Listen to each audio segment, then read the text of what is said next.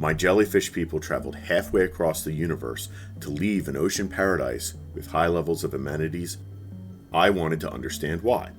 The reason, when Stellaris did the 4.0 update, there were a lot of changes to the game. One type of empire that I've seen people talking about not being able to get to function is the broad, multi-species, xenophilic empire that gets populations through migration treaties. I'm going to walk through what a migration treaty is, what POPs move for in Stellaris 4.0, show an example of how I applied these techniques, and then finally I'm going to walk through exactly what you need to do to make sure you're attracting new entrants to your empire. Beyond just wanting to have multiple species in your empire for role-playing reasons, why would you care if your population leaves? Population, or POPs, are the key to making resources in Stellaris. The more POPs you have, the more jobs can be fulfilled, and the more resources you can make. The goal of migration treaties is to move POPs from other empires to yours. So how do migration treaties work, and what are they? Migration treaties are something that you can propose to a foreign empire once you've reached 20 trust with them. Similar to research agreements and commercial pacts, other empires will also propose these treaties to you. But unlike research agreements and commercial pacts, there can be significant downsides to having a migration treaty. Migration treaties take internal migration, where a population will consider only colonies in your empire, and turn it into a competition with other empires. The danger of having migration treaties is that you could be losing population from your empire and not understand why. This is a huge change from prior versions of Stellaris, where immigration and emigration were part of the population growth mechanic. To understand how to maximize migration treaties, we have to go further and understand how to keep POPs in our empire in 4.0, and understand why POPs move and how to influence their movement.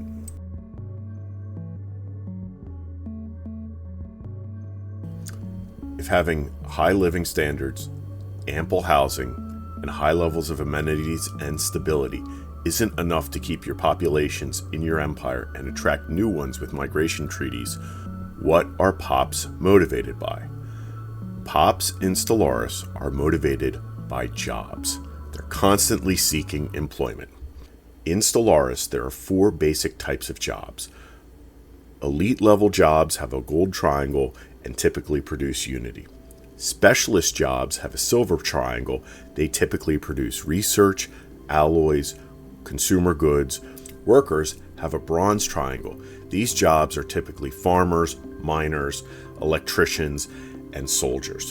An additional category of job that was created in the 4.0 patch is civilian. Civilians don't fulfill any direct jobs in the Empire. Civilians provide resources based on living standards and civics. Within each strata, populations will replicate themselves. Elites produce elites, specialists produce specialists, and workers produce workers, and civilians produce civilians. It's important to note that the only 2 types of populations that are going to be migrating internally or externally through automatic migration are civilians and unemployed populations. This bears repeating. The only POPs that are looking to automatically migrate inside your empire and with a migration treaty outside your empire are civilians and unemployed POPs. If you don't have any migration treaties, POPs will only look inside your own empire to migrate. If you do have treaties, they'll consider every single colony in every single empire as a potential destination. It's extremely important to have a large number of open jobs preventing your POPs from leaving through migration treaties and pulling their POPs into your empire without losing any of your own POPs. A farmer in another empire is never going to leave that job to become a researcher in your empire. This is a huge change compared to earlier versions of Stellaris, where migration treaties added to your immigration pull and push in each colony and allowed different species to appear in your POP growth. Since the 4.0 patch, unemployed POPs have always been the POPs to move. What's different now is that unemployed pops are being created at every strata, and you're not able to see species move in from migration treaties as part of population growth. Pop growth is completely separate from migration. Automatic resettlement chance is the value that shows how likely it is a pop on a particular planet is going to move.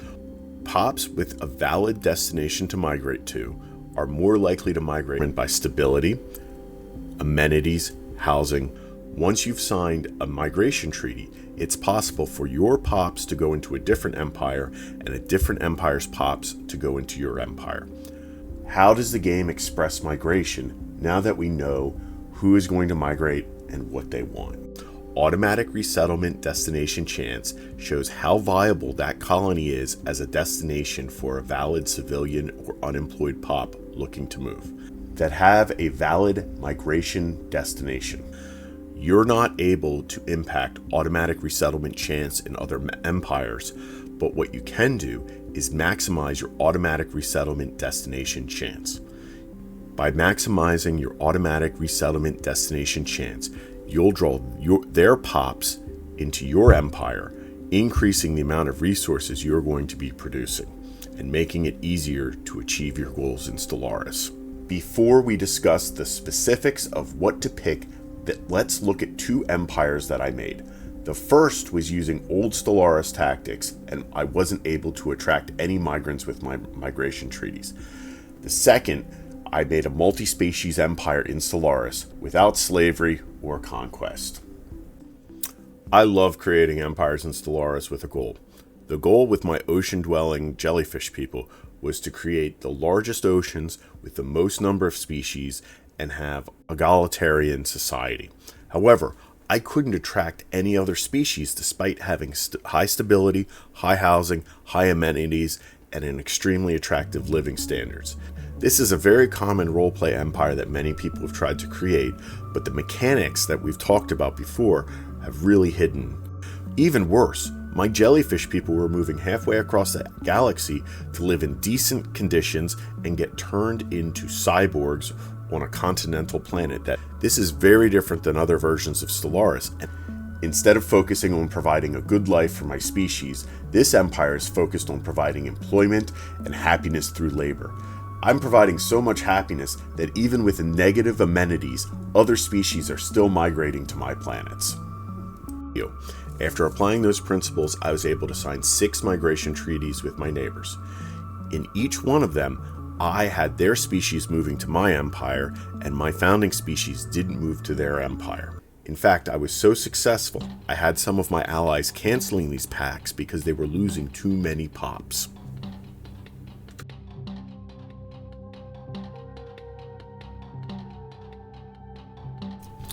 So what are the origin, traditions, civics, and technologies you need to be looking at to maximize migration treaties and make your empire most attractive to other species? What we need to do is we need to create open jobs, and the best civic for that is functional architecture. It's accessible by any empire in the game.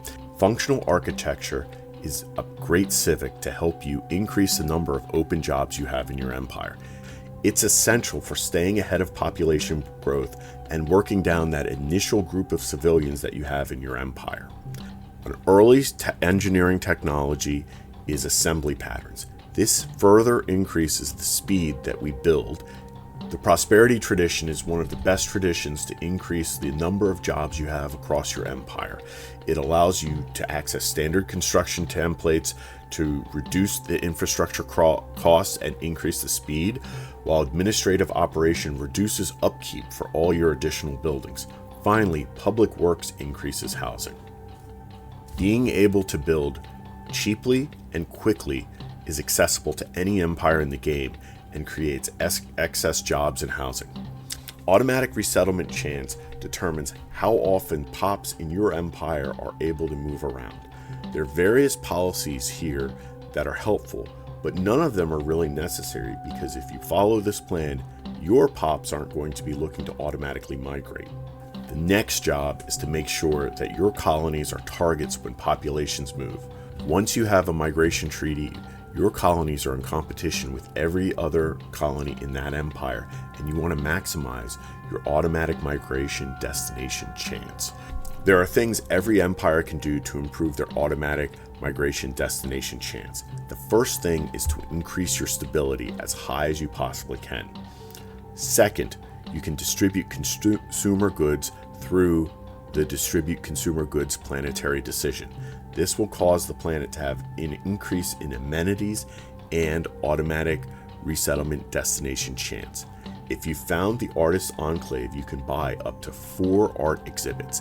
Each of these exhibits increases the amenities on a planet and increases its attractiveness as an automatic migration destination chance location. Xenophile empires don't give any direct bonuses to automatic migration destination chance like they do with envoys and trade. They have some of the most powerful tools to help you grow your empire through migration treaties. First, that extra envoy is going to help you make contact faster and improve relations to get to 20 trust.